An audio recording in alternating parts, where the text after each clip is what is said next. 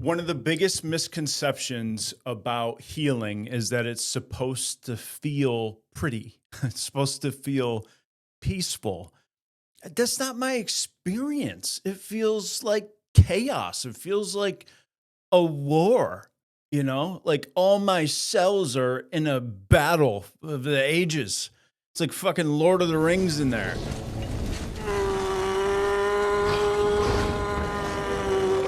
Yeah, it's just like it's like, oh yeah, I feel so good, everything's great, I'm growing, and it's like, no, no, fucking dude, like, when you're falling, a lot of the times, people think, especially men, it's like if we have emotional turmoil, number one, we curse ourselves a weakling if we feel any type of like discontentment or dissension on the inside, and we can't really put our finger on it as far as identification of emotions. We think that um, that we're falling apart. And that's not it. That's actually where the growth is you're not falling apart. You're actually falling through an old version of yourself. You're actually breaking the glass, transcending, going beyond, uh, you know, sweeping away the last little bits of this version of you that like must go away, that must fall away. And that's not a pretty process, So um men need to have the permission to lose their shit. And the world does not sign off on that. So we need men who have addressed their pain, addressed their wounds, gone into the past, healed the hurt, found the truth, and shared it with another to give other men the permission to do the same. To be able to look at another man and say, no one told you yet today, man, I love you. I hope you have a good day. Watch him get real squirmy. Ugh! Goo, and it's just like that's the best, but make your buddies feel weird. Have you seen that TikTok trend where they're calling their buddies at night and they're like, hey man, I just wanted to say good night and sweet dreams. Hello. Hey, Yeah. I just called to say goodnight. Oh, thank you. Fucking hilarious. Hilarious, dude.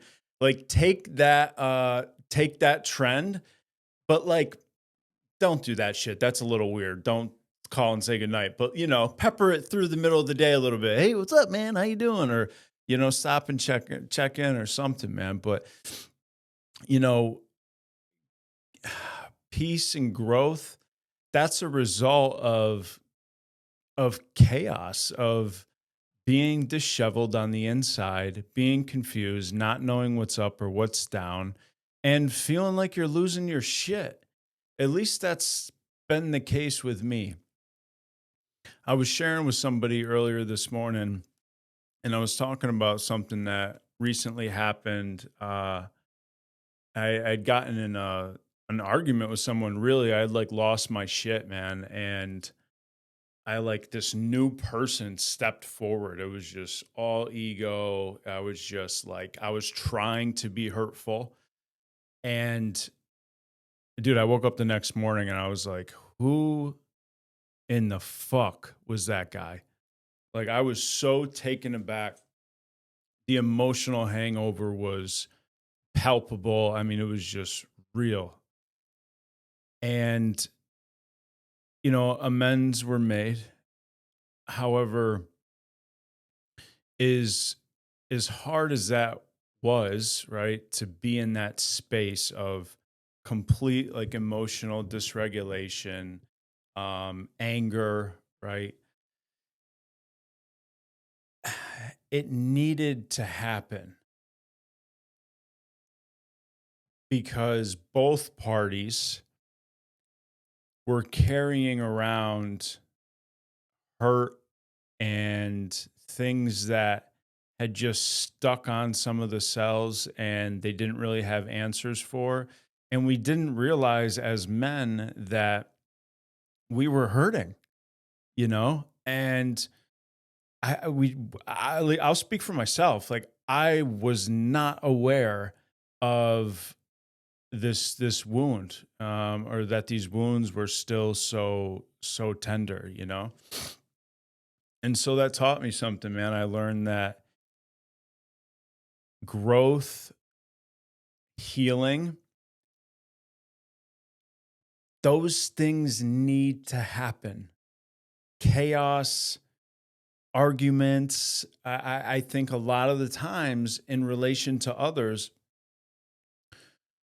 in my life, I've seen that a lot of the chaos, argument, collision, confusion, disagreements, whatever, a lot of the time, healing follows.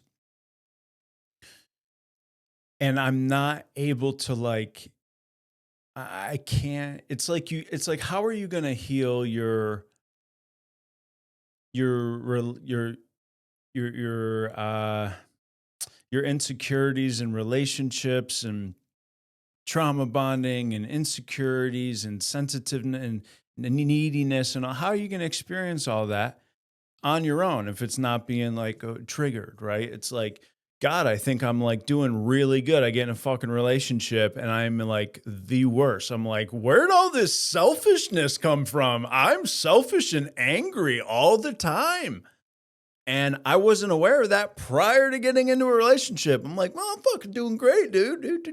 You know?